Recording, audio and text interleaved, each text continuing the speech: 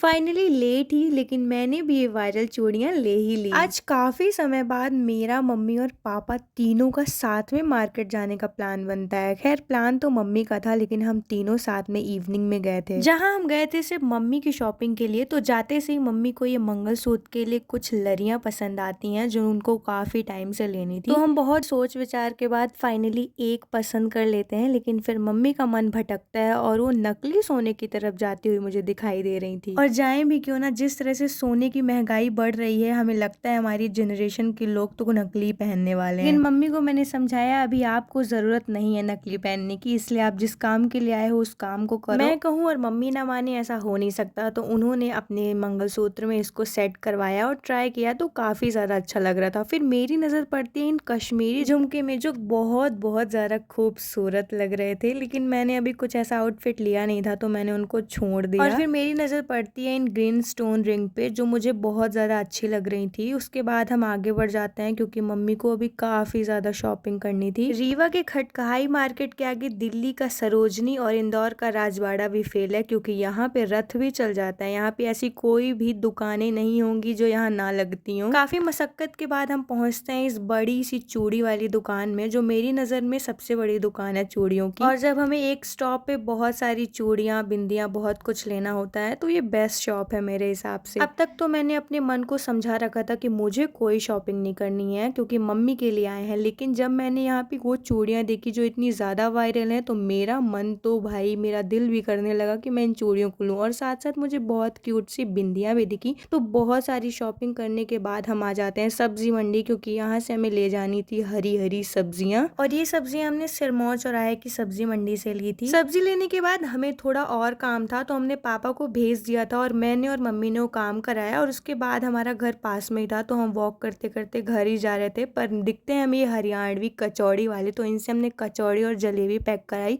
और ट्रस्ट में इनकी जलेबी बहुत अच्छी होती है। आज रात में हमारे कजिन्स घर आए थे बहुत टाइम बाद, तो उनके लिए बनाया गर्मा गर्म सा पास्ता। बाय द वे मेरी कजिन ने मेरा ही ड्रेस पहन रखा था और वो इतनी बड़ी हो गई है कि उसको मेरे ड्रेस आने लगे हैं और इसकी हेयर स्टाइल तो बहुत ज़्यादा सुंदर लग रही थी। That's it for the video, bye bye.